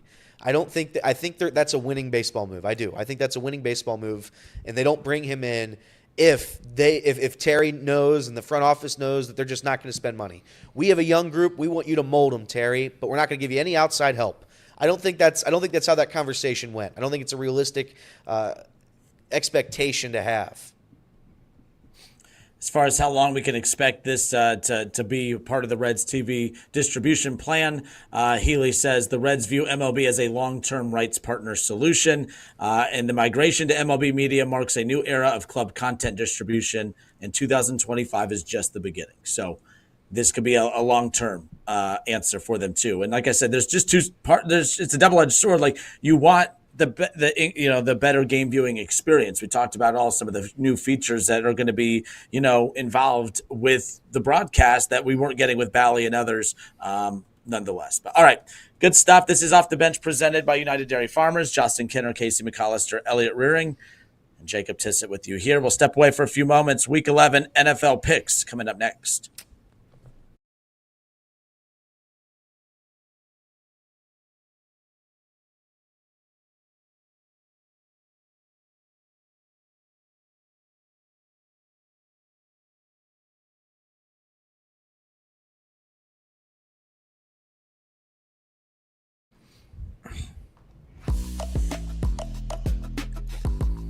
All right, and we are back. Justin Kinner, Casey McAllister, Elliot Rearing, Jacob Tissett. Off the Bench presented by United Dairy Farmers. You referenced Jay Morrison's tweet earlier, Jake, saying that Orlando is here, but is taking part in stretch. The same with T. Higgins. Says they do not see Trey Hendrickson. Ben Baby says Bengals wide receiver T. Higgins is not going through team stretch, but is in uniform. So those tweets were literally stacked right on top of one another. So I have no idea. As it has Isn't that weird? Yeah, that is weird. But as this progressed on Jay's, I usually just stick on Jay's Twitter for all these updates. They all do great. Cross-reference. Yeah, they all do a great job. But Jay tweeted out after the stretch tweet that walkthrough is beginning and T. Higgins is doing agility work off to the side. Orlando Brown just watching. And the other two limited players from yesterday, Logan Wilson and B.J. Hill, seem to be full participants. They're in practice in all the drills. So as long as we're sticking there, it seems like positive news, but it seems like some conflicting reports then. But all right, let's week 11 NFL picks. We'll turn our attention there. Which one we're going to start out with right off the bat? Falcons at Broncos. Broncos, of course, a team to keep an eye on if you're the Bengals. They're right there holding on to one of those final wild card spots, and that's where the Bengals are aspiring to get to. That's what we've talked about, the importance of this Chargers matchup, keeping their playoff hopes alive. But the Broncos are -2. The Falcons might be without Kirk Cousins. There's talks, of course, as we talked about a little bit ago, of Michael Penix Jr. getting his first start with the Atlanta Falcons on the road against one of the best defenses in the NFL with Denver. The Broncos are at home. They're a 2-point favorite. Falcons are reeling, coming off of a loss against the Saints. Who we like in this one? We need the Falcons to win this one, but I'm kind of feeling the Broncos. How you guys feeling in this? Give me the Dirty Birds all day, every day. Didn't think they were going to be underdogs, which does scare me a lot because I thought they were going to be like a 2-point favorite, in which case my system, I should be taking the Broncos here. Yeah. But I'm not going to because I believe in Kirk, even though he might not play. I believe in Penix more. So I'm all in on the Falcons. I'm taking the Falcons +2. I'm going to take the Falcons as well, +2. I think they're the better football team. I think the Broncos suck. Every game the Broncos play going forward, I'm going to pick against them. That's right. I don't care what the spread is. I don't care who the opponent is. I don't care about the Denver Broncos. I think that's an irrelevant franchise. I think they stink. I'm going to roll with Denver in this one. I think their defense is legit. If the Falcons weren't just coming off of a bad loss against the Saints, I would feel better about picking the Falcons, but they seem to be off right now. The injury, of course, with Kirk could play a role in that. Michael Penix Jr. could come in and be lights out, but if that's his first start as an NFL quarterback against one of the best defenses in the NFL, if they were at home, I'd also feel more comfortable. But they're on the road. Denver has been quietly just playing good football, or at least above average football. They're living up. They're playing above what their expectations were coming into the year. Bo Nix has been serviceable. I'm going to go with Denver in this one, which is not obviously good for a team like Cincinnati, who's trying to remain there in the hunt. But I think just based on the circumstances, I'm going to pick Denver in this matchup with the Falcons. Yeah, I think it's going to be a real close game. Could definitely go either way. All right, let's move on to the Jets and the Colts. Now, I don't think anyone really cares about this matchup outside of teams who are impacted by the playoff push over in the AFC. These are two teams that the Bengals have similar records with. Obviously, a lot going on with the Colts. They make another quarterback change. They're going back to Anthony Richardson. The Jets have been a dumpster fire. It has not worked out the way that they had anticipated getting Aaron Rodgers, at quarterback. However, the Jets are at home. They are a 4-point favorite. Both teams' playoff chances on the line, basically, in this one, more so the Jets than the Colts. Who do we like in this one, in this matchup that plays a huge role in how the Bengals are pursuing that final playoff spot? I'm all in on AR. I'm taking the AR revenge game against his own team by playing well. So Colts +4. Anthony Richardson goes crazy. I'm all over his rushing prop as well. I'm on AR too. Aaron Rodgers -4. I love it. I think the Jets stink. I think they're terrible. But good news is the Colts stink, and they're even more terrible. So I'm going to take the Jets here. I will say this. I think the Colts are probably due for a win. This seems like a spark game. You bench AR for Flacco. Seems like a spark. This is just another spark. They're just trying to ride the sparks. It's just who can outspark the other spark. Correct. And so far, no sparks have There's been been no sparks. The Jets are going to win this game because they're due for wins. The Jets are a good football team. Let me rephrase. The Jets should be a good football team. This season has been a train wreck, a disaster. Aaron Rodgers wants to keep playing next year. I think they're due for a win eventually. They can't be the worst team in the NFL. And at some point, you have to beat the really, really bad teams. The Colts are a really, really bad team. I don't know if the Colts are a really, really bad team, and I don't think the Jets I don't think the Jets should be as bad as they are. But, man, they're dysfunctional as they all get out. Man, like, you have obviously players threatening fans on social media. Like, the players feel it. The players are not locked in. The Jets have underperformed, no doubt about it. I know the Colts have been making a lot of changes with their quarterback. I just don't think those are dysfunctional moves. I do think that those are moves that the coaching staff is trying to figure out. How do we develop Anthony Richardson also while being respectful to everyone else in that locker room, trying to keep them in the playoff hunt? And I believe that's what that move was with going to Joe Flacco at the time. It obviously didn't work, and if they're going to lose games, they may as well lose games while trying to develop their quarterback in Anthony Richardson. I was more understanding of the move to Flacco than Jacob was, but I think the Colts are a better team. I think they're a better team. I don't think they have as much talent as the Jets, but I do think the Colts are a better team right now. And the one thing, remember when they announced the quarterback change, some of the players didn't seem pleased that they were benching Anthony Richardson, even with as poorly as he was playing. I think that his teammates are going to rally around him. I know they're on the road, which makes me a little hesitant to do this, but I am going to pick the Colts over the Jets in this matchup on Sunday. I will say every game the Colts play is close, so that's a credit to them. Literally every single game has been decided by one score or less, except for this past weekend against the Buffalo Bills, which I'd argue is as bad as the Colts could humanly play. So the Colts maybe aren't as bad as I like to say, but I still wouldn't trust the Colts winning a playoff game. I don't trust the Colts beating anybody good. That defense is playing really well. League's leading tackler, Zaire Franklin. All right, moving on. Next matchup, the Kansas City Chiefs on the road at the Buffalo Bills.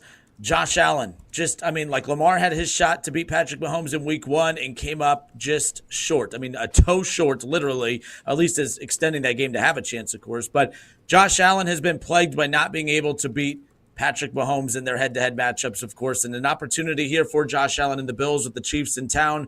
Bills the home team. They are a 2-point favorite. Kansas City undefeated. Will they be undefeated after their week 11 matchup here with the Bills?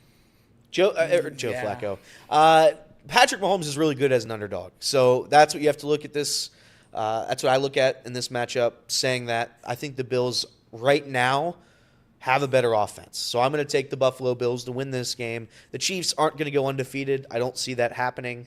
And by the way, unless they won every game. Then they'd probably go undefeated. They would. At some point they have to lose a game. And if they lose the game here, that 1 seed starts to get a little bit shaky because the Bills would then have the tiebreak. So I don't know. I think that, and by the way, that would be phenomenal for the Bengals because then obviously if you're fighting for that 1 seed, the Chiefs, that final game against the Broncos is of course going to matter, which the Bengals would then need as well. So I'm going to take the Bills just because the Bengals need it. I am not. If I see a Kansas City Chiefs logo with a plus sign, I bet on it. That's fair. That's just how I have taught myself because I've been bitten before. I've bet against Patrick Mahomes as the underdog before, and it rarely, if ever, works unless he's playing Joe Burrow. So I'm going to take the Chiefs. It's fair. I'm going to roll with the Chiefs as well.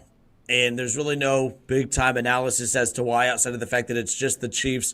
The Bills are a team that have beat up on a lot of bad teams over the last month of football. I think the Bills are a good team, don't get me wrong. I think they're a very good team.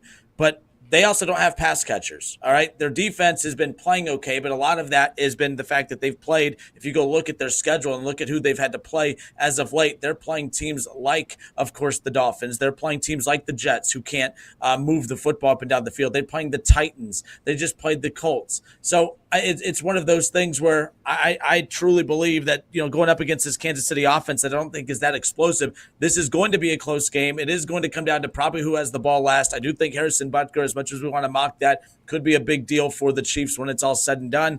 But the Chiefs have been overcoming all obstacles all season, as annoying as it is.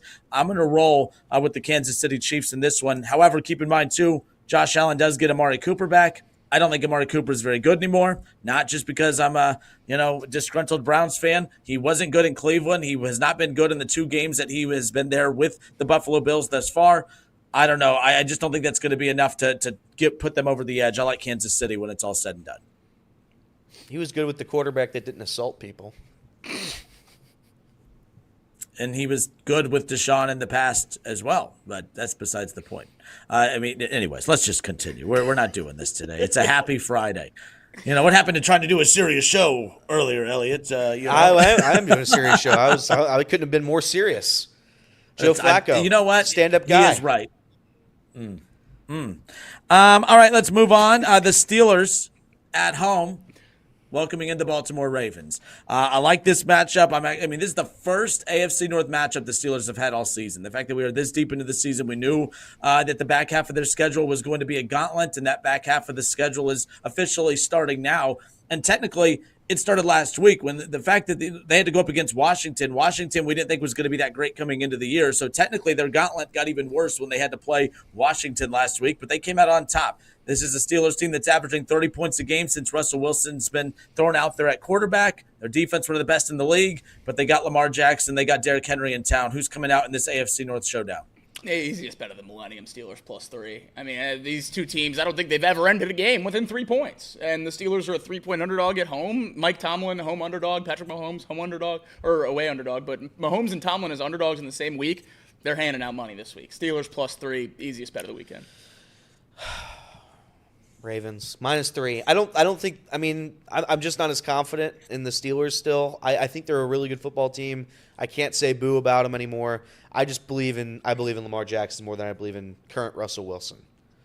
By the way, who do the Bengals need to win this game? Does it matter? It doesn't matter because one of them's going to be the 2 seed or 1 seed, and one of them's going to be the 5 seed. So we don't care about either of these teams anymore. Unless the Steelers, unless the Steelers can implode. We would want the Steelers to either implode or we want the Steelers to just win out, right? Because that final game did not matter. Now you're going way too deep. All right, I'm going too deep. Ravens -3. I was saying neither of Ravens these teams -3. matter. Neither of these teams matter. Ravens -3. When you just look at these two teams going head to head, I've said it before. I do think that the Ravens. We bury the Bengals for how bad their defense is, and the Ravens is worse. And I don't get why. I mean, people are so enamored by Derrick Henry and Lamar Jackson that they are just straight up ignoring how bad that defense is. And they're going up against a team in Pittsburgh that's averaged 30 points a game in their last 3 games since adding Russell Wilson out there.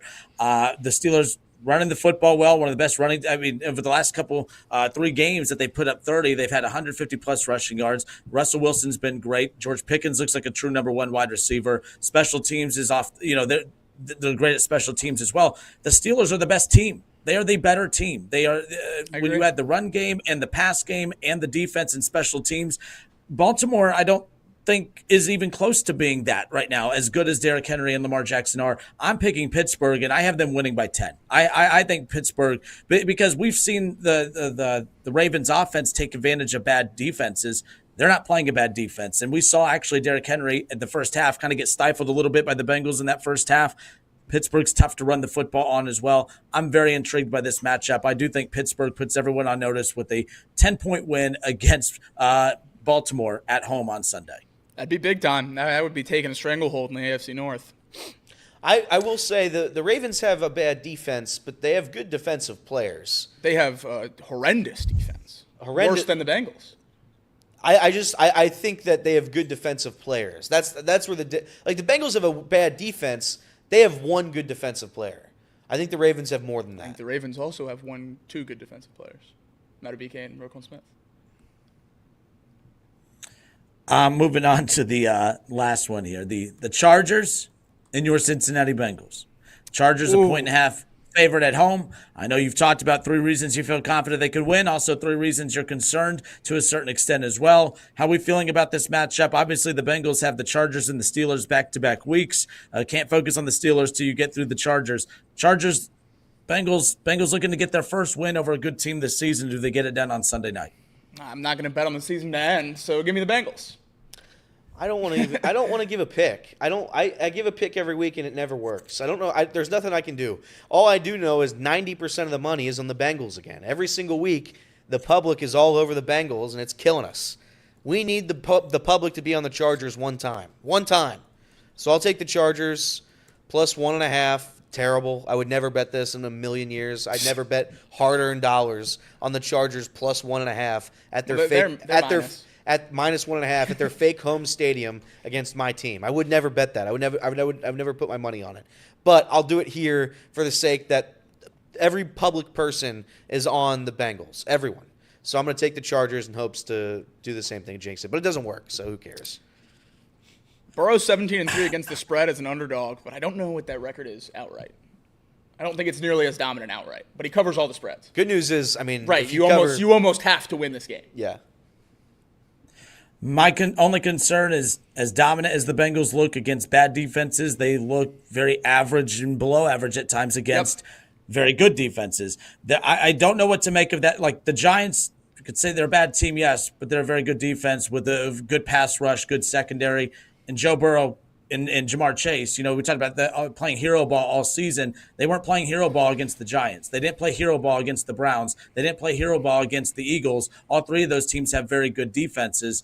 And we've seen good defenses slow down this offense. The Raiders, not very good defensively. Joe Burrow all of a sudden looks like he's back. We know how bad the Ravens defense is. I mean, I think a third of his stats have all come against Baltimore this season. This isn't me saying Joe Burrow's bad. I'm just saying this offense is not as efficient as what I think many believe it is when they're playing a good defense, and that's what they're going up against, not just this week, but the next 2 weeks. We're going to learn for all the argument yesterday about Zach Taylor and everything, Zach Taylor has to coach his ass off the next 2 weeks if this team has a chance to extend this season and have a shot to make the playoffs. We're going to learn a lot about Joe Burrow, Jamar Chase, this offense, Zach Taylor.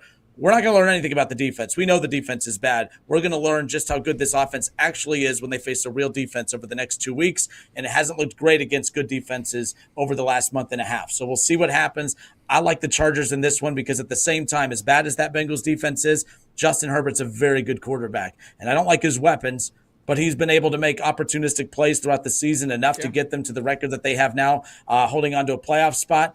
And they have Harbaugh. I like the Chargers in this one. But again, every time I pick against the Bengals, I usually have egg on my face. I'll probably have egg on my face on Sunday, but I don't think I'm trolling on this one. I think the Chargers have a lot of weapons that don't match up well, as you said earlier, Jake, with this Bengals team. We'll see.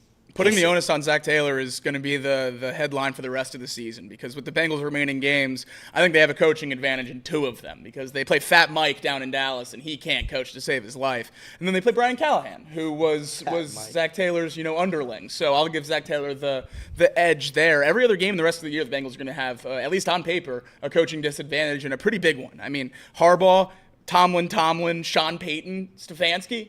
I think all those guys are exponentially better coaches than Zach Taylor, especially as this year has progressed, and we don't know whether T. Higgins is going to be playing in those games because you got walkthroughs between now and then. And you never know how his quad's going to react to a little Friday morning walkthrough. So he might miss all or some of those games. And it's going to come down to how Zach Taylor can scheme it up and get the Bengals to win against really good coaches. And in all honesty, some pretty good teams the rest of the way. So it's going to come down to Zach Taylor, not just this week, but the rest of the year. And I'm sure he, at least in a way, likes that. I mean, his seat's hot. He's going to have the ability to coach his way into keeping his job. So you know what you have to do, Zach. Hopefully you're able to do it. Kenner, can you do me a favor? Can you just guarantee a Chargers victory? It worked so good last time. I just need the opportunity to clip it and send it out on Sunday. Keep in mind, it's not like the Bengals played well that game, but yes, if it won. means it's the least I could do for you. They won. So here we go. All right. Ready? Yeah, I'm ready. I guarantee, that's the Charles Barkley version right there, that the Chargers beat your Cincinnati Bengals on Sunday. Thank you. Thank you. Elliott. Thank you. I'll try to clip that up on Sunday, and hopefully that gives us just enough to win that game. That'll be good. Okay, but when I get torched on socials, just say that you made me do that.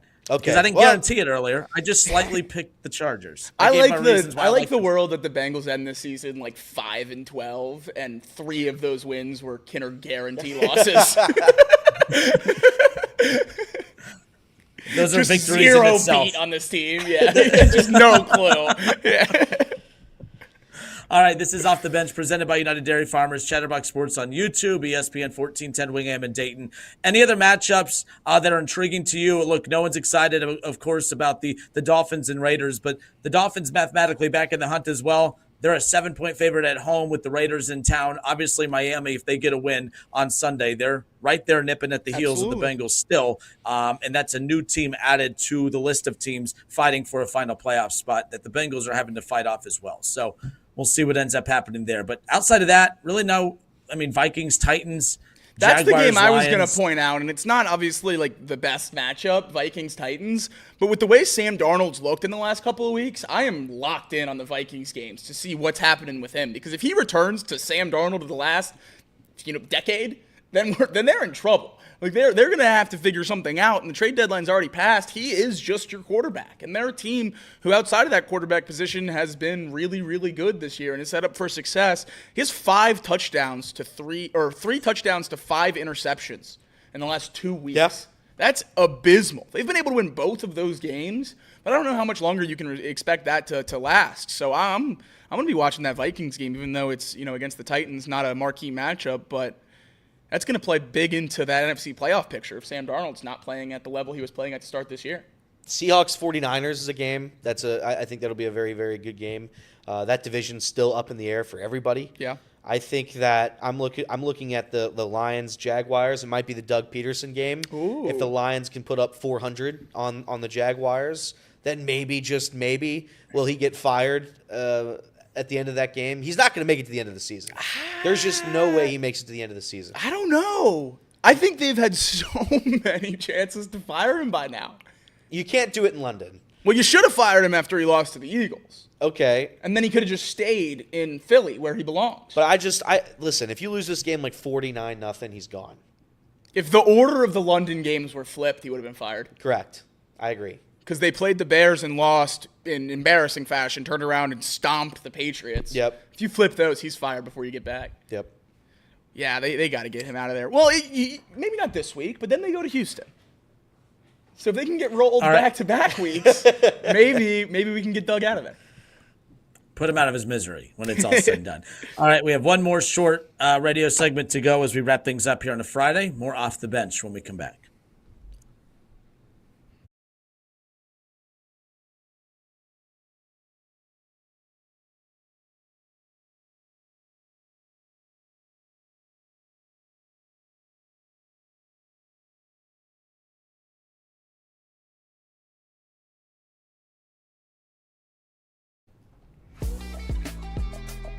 So the roller coaster continues at practice for the Bengals. Is that what I'm hearing? It seems like it. Seems like it. Our dear friend Craig Sandlin puts in the chat, T. Higgins and Orlando Brown Jr. both don't have their helmets on as the rest of the team is going through practice. T is currently running on the side of the field with the Bengals head trainer. Orlando is standing watching the Bengals O-line go through individual work. So just a straight downhill trend for Bengals injury news today during this show. And we've brought it all to you. I can't fathom how T. Higgins is still hurt. It's making me upset, and I don't want to get upset. How is he still hurt? It was a Friday quad Is injury. it? I don't. Is a he month still ago. hurt? I don't Is know. he still I'm hurt? not gonna. I think he loses more from this than anyone else. So that's the only reason why I wouldn't understand that.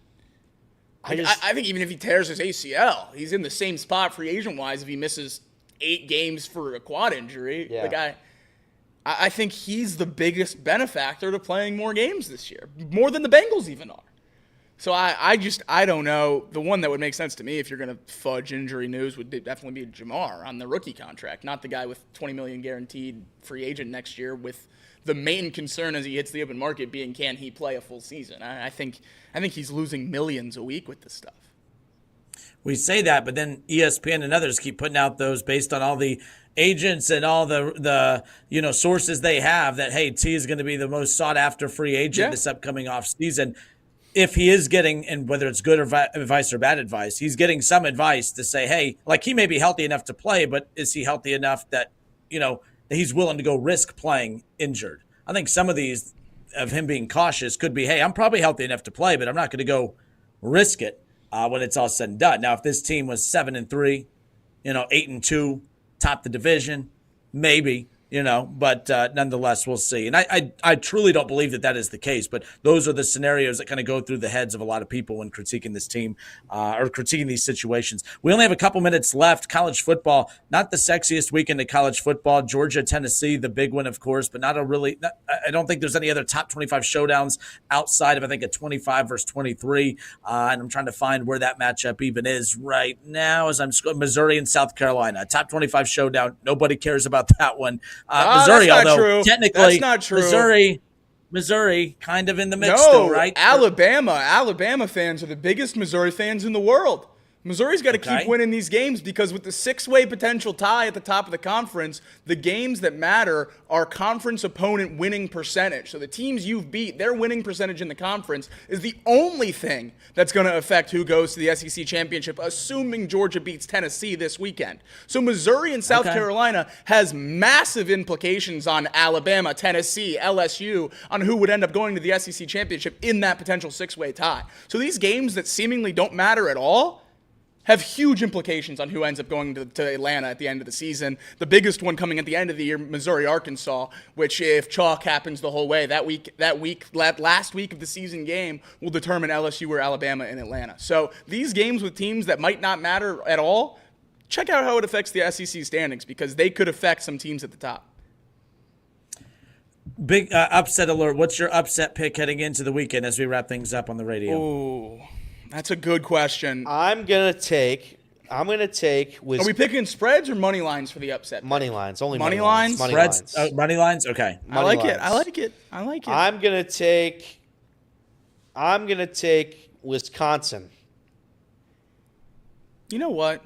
I'm gonna take Arkansas. Okay. Look at that. This is a cheap one, but I mean, Pitt 7-2. Love it. Unranked that. over top 25 Clemson, number 20 right now. Battle of 7-2s. Clemson got after getting blown out in their week 1 matchup. They've been blowing everyone out since then, but of course they come out with the loss recently. Now they're not smelling as rosy. So who knows? Look, the ACC is just bad. The ACC is bad. Miami's bad compared to the championship caliber teams that are out there. I do like Cam Ward, but Miami's bad. I'm not sold on Clemson. Pittsburgh's been interesting nonetheless, but no, I'm gonna roll with Pitt over Clemson in that matchup right there. There was some big-time news in the biggest game of the weekend, Tennessee, Georgia. It was reported earlier this week by Chris Felicia, the Bear, Fox Sports, the Bear, big noon kickoff. He said that Nico Emiliava was not practicing all week and is not going to play this week in Georgia. Okay. Tennessee's coaches just said today that he has been practicing all week and will be playing at Georgia. Damn. Georgia is without Trevor Etienne, their starting running back, so that'll be a big miss for them.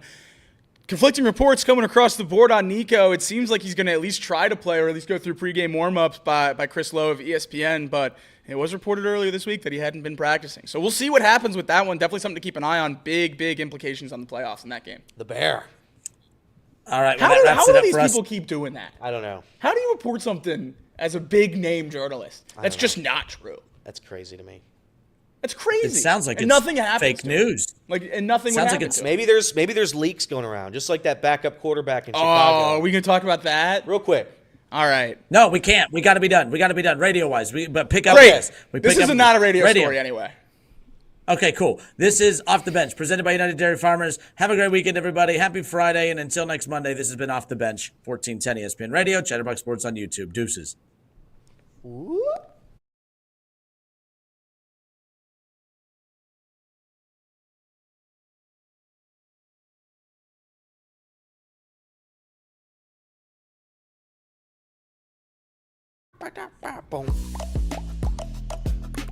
So Elliot wanted to talk about the fake news media. All right, that's what he wanted. So take over. The fake news story is what?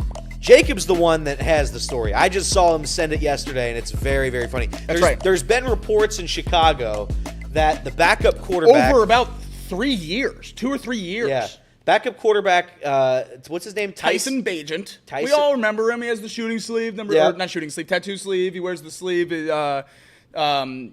Number 17, backup quarterback, D2 guy. He everyone loved him last year when he took over. So Bagent apparently has been, and this is just a report, but there's been multiple reports. There's been reports now in the NFL where the locker room, the Bears locker room, is saying we need the Bagent. We need Bagent to start over Caleb Williams. Specifically, that veterans are asking for Tyson Bagent over Caleb Williams. That was reported by Adam Schefter and some other big-name ESPN people. But it is now being reported by some local Bears reporters, some radio stations, more people, more intertwined with the organization, closer knit, that Tyson Bagent's dad, Travis, is actually leaking these fake stories to ESPN media and has been doing it dating all the way back to when Justin Fields was starting after Bajan's first game. He's been leaking news to the media for years that veterans on the Bears team prefer Tyson Bagent over Fields and Caleb Williams. This is something that's been reported by Broncos reporters and Bears reporters alike, saying that they've heard the same things about this story. Certainly interesting, and by far the funniest thing a backup quarterback's ever done if it's true. Hey, you got to fight. You got to fight for it. You got to do what you got to do. It's cutthroat, you know. Well, but now going you're out of after the Justin league. Fields, going after Justin Fields is one thing, but going after the prized possession that is Caleb Williams, that's not going to get you very far. I mean, I could see why you thought you could maybe win a battle with Justin Fields, but you're not going to win that battle with Caleb Williams, who they're going to invest every dime and resource into to make sure that he hits, because he's their best shot at finally getting a quarterback in Chicago, because they have never had one ever. So Never. I don't know. That is a wild story. That is a wild story. Yeah, absolutely crazy. You gotta, if your son gets to the NFL, step back.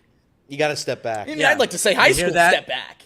Like, LeVar Ball stepped back. well, LeVar Ball stepped back once his son stopped playing basketball. Well, he's got 2. Well, I think LaMelo's too good. He was only doing that for Lonzo because he had to get Lonzo drafted that high. LaMelo's real good. Okay. All right. LaMelo just speeds his Lamborghini through downtown Charlotte and doesn't stop at red lights. Listen, if you're rich, the law doesn't apply to you. You know, we all know this. No, what's the dad's name? Is it Lonzo? LeVar. What's the dad's name? LeVar. Lonzo's LeVar. Yeah. So LeVar. So Flying to the Hoop. It's the second largest high school basketball showcase. Like, they have the big one in Orlando. They have them all over the country. But the second biggest one is the Flying to the Hoop showcase, which is actually in Dayton. It's in Kettering. It's at Trent Arena, which is where Fairmont plays. And they do this every year. They've been doing this forever. Like, the biggest names in high school basketball, the biggest prospect, 4 and 5 stars. You'll get, of course, the biggest coaches in the world that come to this. Rick Pitino, Bob Huggins. I mean, the biggest names have always come to Dayton for this every year, and it's always Martin Luther King weekend or whatever. But I remember the year Spire Academy, which had one of the ball, had Lonzo, or LaMelo, had LaMelo Ball on it. So they're in town, and Lamar comes in, and he's in the back. So I go back there because I want to get an interview. And he's like the nicest dude. He is the calmest dude. He is a normal dude. Until we got out, he said, hey, we're going to, he has to walk to the bus or whatever. So he said, let's just do the interview while we're walking. As soon as I opened the door, and there's all the media right there with the cameras and everything. Oh my God. He turned it on. That's a character, and he plays that character very well. What I was most surprised about was not the crazy things that he said on the camera. It was just hanging out with him in the back and just him talking and being a normal person. So that was when they were filming that Facebook, reality show, Ball in the Family. So there was all the cameras following him around. He came out, when he did come out at Trent Arena, the crowd all on their feet. By the way, everyone that says that they hate him, when he walked out, everyone on their feet cheering and screaming, and he's just working the crowd and the music playing. It was one of the wildest scenes I'd ever seen. I'm a big Lamar fan. Lamar Ball have fan. that, LeVar fall. Did Spire Academy have that center on the team when you saw him play? The praying mantis or 7'6" whatever? kid? Yeah. He's a monster. He just acted. He was one of the aliens, I believe, in the new Alien movie. What? Yeah. How about that? Is that a joke or is No, that I'm dead serious. They put the prosthetic head and stuff, and because he had the size for it. Yeah, it's crazy. They used a bunch of foreign basketball players for it, and he was one of them. And see, that was always controversial, bringing him all over the country to play for them because he didn't play. In Romulus. He was just he was a draw. He was just, they would promote that he's going to be there just so you could see him warm up and stuff, and they'd throw him out there from time to time, but he was not good. I mean, that's wild to me. That has to be one of the hard, not being good at sports is completely fine. Yeah. If you're above 6'8", and you're not a good basketball player, that's gotta hurt. Because people start asking you, where'd you play basketball? And you're like, I played in high school. It's ugh. It's tough. You can't be that tall and not be a hooper. Yeah, because you're either dumb or, you're either not smart enough to go to college. I guess, yeah. If you're 6'8" and you're not playing college basketball, you're either dumb. I was just gonna say you were uncoordinated. And I don't know how many Like Kenner thinks tall people are stupid. That's dumb. No, I think dumb people who aren't good at basketball, who aren't smart enough to go to school are stupid. I think it's a difference. If I'm 6'8", I'm going to college to play basketball. If I'm 6'8", I'm going to college. Co-sign that. If I was 6'8", I would also have played college basketball. If I was 6'8", I would have also played college basketball. Casey, what about you? I probably would have played college basketball. I think so. Yeah. Yeah, but I'm 5'5", so just missed it. Just missed it by that much. Almost, So How much different would putting Kenner on like a foot tall stilts be from that guy? Like he kind of just like up the court anyway. Like Kenner would have to walk at that pace with the stilts. He'd be 7'6". It might work. Yeah, it might work. Every time I go do my TV hit every week, I have to stand on that little box to make me look like I'm an average-sized human being. There's nothing more demoralizing than that. What's the conversation with those people You and when Jeff you have to do P. that? Me and who? Jeff Passan. He stands on a box for all his TV hits. So I didn't know that, but no, the TV. Look, I don't get offended by my height. I've heard it all. I've been picked on since I was a little kid. I've known I'm short. And then when I got older and I got fat, it made it even worse. I've heard all the jokes. You ain't gonna make fun of me in a way I haven't heard before. But no, when they asked me to stand on that box, they're like, "We're really sorry, Mr. Kinner, but you're gonna have to stand on that box." And I'm like, "I want the box. If it makes me look taller, I want to look taller. I don't want to look short on TV. I want the box. If I could take the box, Kinner wants the box. Kenner wants box everywhere. Yeah. If I had that in college, go to the bars. I can approach a woman, put that thing on the ground, stand on it, and say, "Hi, I'm Kenner. Nice to meet you." That's exactly right. Yeah. That's exactly how I picked up women in college. Yeah. Oh man. Whew. So did you see did you see the Michigan quarterback, or I guess the LSU quarterback? Not the Michigan quarterback. He's not. He's from Michigan though, right? That's right. He's from Michigan. So he grew up saying he always wanted to play for Michigan, but he ended up committing to LSU. Michigan never looked at him. Now they want him. They offered him $10.1 or $10.5 million, and he's turning it down. He's turning it down. Now what I can't tell is he turning it down because LSU gave him more money, or did he turn it down because he's being loyal to his commitment to LSU? That's what I don't know. But everyone was blown away that $10 million was offered to this kid, the number one prospect in the 2025 class. I bet it's close. I mean, I don't think LSU's giving him any less than $8 million. I mean, it's $2 million a year. It was a 10.5 over 4 years. I think he's going to get easily $2.5 million a year at LSU. I don't think it's a massive drop off to go to LSU. I also think you just would rather play there. I mean, I know I'm the biggest Michigan hater of all time, so tell me if I'm out of line here, but I think you'd much rather play as a skill position player at LSU than Michigan, just going back for the last 15, 20 years. If you're a lineman, maybe you go to Michigan. They produce the trench players like crazy. Running back, sure, maybe go to Michigan.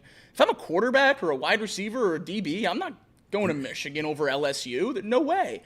And for just a couple more $1 million when you're already getting millions at LSU, if I'm the top quarterback in the country and my goal is to go to the NFL, and these NIL deals are pennies anyway when we get there, you're focused on the progression. And I think I would much rather go to LSU and do the progression there. The one thing I do want to know is I've been told all year by Michigan fans that it's not okay to pay for players, $13 million roster, can't have that in the sport. It's terrible. Ohio State better walk to a championship if they're going to pay their players like this, ruining the sport of college football. $10.5 million to one player seems like a lot, especially a player that hasn't played college football yet. At least he said no, so you can still stay on your high horse. It would have been pretty bad if he would have taken that money, Michigan got a good quarterback finally, and then they would have had to come play with the rest of us. But good for them. They can stay up there and act like they're better than everyone else. Yeah, I think playing for Kelly, playing at LSU, playing in the SEC versus playing for more Michigan. By the way, they're bad this year, and they have NFL talent on that roster. Oh, yeah. Next year, They no have talent. two top They're 10 recruiting picks, and they can't win games. It's bad. Michigan is in a bad spot. But, hey, Harbaugh. And, by the way, I love Harbaugh in the NFL, but every Michigan fan that was getting mad at everyone who was ripping Harbaugh for his selfish decisions, this is why. People were looking at this, but everyone thought, no, Michigan's just going to keep rolling. He wouldn't leave them in a bad spot. He left them in a bad spot. They're in trouble moving forward. So, and I'm here to tell you, even if they get that quarterback, I don't think that they're in a great spot because you're relying on a 5-star quarterback to come in to be great right off the bat. And unless he's a generational talent like an Andrew Luck or a Trevor Lawrence or a guy like that, I don't know what to tell you. When was the last, who's Tennessee's quarterback, and look at the up and down path he's going. So, yeah, I don't know. Michigan has they have some battles, no doubt about it. What else we got? What else you guys got to close out? I have a couple things. Closing out, breaking news. My mom and dad are having a watch party for the fight tonight. Ooh. So Who's Mr. Rearing have? It's looking like they got Tyson. Let's go. It's Let's looking go. like the Rearing family has Tyson. Harrow's asking me a question. I got to answer. He said, what about Alabama-Purdue? Big game tonight. Alabama versus Purdue. Top 15 matchup. Two of the best teams in the country. Two Final Four teams from a year ago. It's going to be a fun one. He said he's on Bama. I'm on him too. -2.5. I think it's going to be an easy win for Alabama. They play so well on both sides of the court. They're so deep. Alabama's schedule coming up is nuts. You have 1, 2, 3, 4, 5, 6 consecutive games against ranked teams. Just an unbelievable non-conference schedule. I think they get it started tonight, and by the end of that stretch, they'll be ranked number 1. Alabama's basketball Go ahead, sorry. Nope, go, because it's not about that, so go ahead. I was going to make a silly joke. Go ahead. No, go for it. I want to hear it. It was all right. It's not worth it now. Kenner, go ahead. Was it about the murder? No. I would never make a joke about that. It was definitely. No, because you're very good at not making jokes about inappropriate things that other teams' players do. No, you would never, Elliot. I would never, ever. To be fair, you never make jokes about it. You're very serious about it. It's straight to the point. Yeah. Did you guys see Missouri last night? They hosted a team, Mississippi Valley, and Yes. they won 111-39. 111-39. They had more points off turnovers and points in the paint than the Devils had the entire game. The Delta Devils, I guess. I don't know. But 111-39 the final. That's an insane score. Did you see the other storylines from that game? The Mississippi Valley State Delta Devils, they tweet their games like it's me and you tweeting the game, like their official team account. There was a charge that was called a block, and the Delta Devils men basketball account tweeted the highlight with the caption, "Refs are tripping." The official team account. It's incredible. They did it all night. It was awesome. It was awesome. They quote tweeted the ESPN final score and just said uncalled for. Like it's just hilarious. It's incredible. It's incredible. And their graphics are all made in Canva because I know exactly how they got everything they have on their graphics. Breaking news, Jacob. Breaking news per Craig. Breaking news per Craig per Ben Baby. Yes. Says T. Higgins is expected to play Sunday. Okay. I actually knew this, and would you like to know how I knew this? I sent it to Casey on Twitter, but we don't have to play it. I can talk about it quickly. There's a guy whose name is Andrew Cooper on Twitter. He's a very nice guy, and he put together a thread of the angle in which T. Higgins has attacked the hill in the practice leading up to the games in which he's been questionable. You know the hill the players run up to go to practice? The angle in which T. Higgins runs up said hill in the practice before the game he's questionable in tells you whether or not he's going to play. And the angle T. Higgins took yesterday is the I'm going to play angle. So that's great news for the Bengals because... So that was nonsense. You got to stick... No, look. So that was nonsense. It's a large sample size here. And when there's a lot of clips here. There's a lot. I just wanted you to look at it. It's a long sample size here of T. Higgins attacking that hill. And when he goes at the angle he went at yesterday, straight up the hill, high knees, good speed, he's going to play. And that ended up proving true. So keep your eyes if he gets questionable on how he attacks that hill. I'll keep my eyes on it. It's like the groundhog to find out how many more days of winter left or whatever. Like that's what Elliot bets on games. Elliot bets on games because of the moon phase, and he doesn't like how guys are running out to practice. That's true. That's a fair point. If there was ever a fair point, that was one of them. Waxing gibbous. All right. Well, we're done. We'll Bye, do this Justin. again next week. Box lunch in like 15 minutes or so. 20 minutes. 15 to 20. Chatterbox Bengals, Sunday night football watch along. Reed Mouse will join me post game. Hopefully we get a win. It'll be a fun one. See you guys Monday. This has been Off the Bench presented by United Dairy Love Farms. you, Justin. Love you, Justin. Love you guys too. Adios. See ya. Love Bye. you more.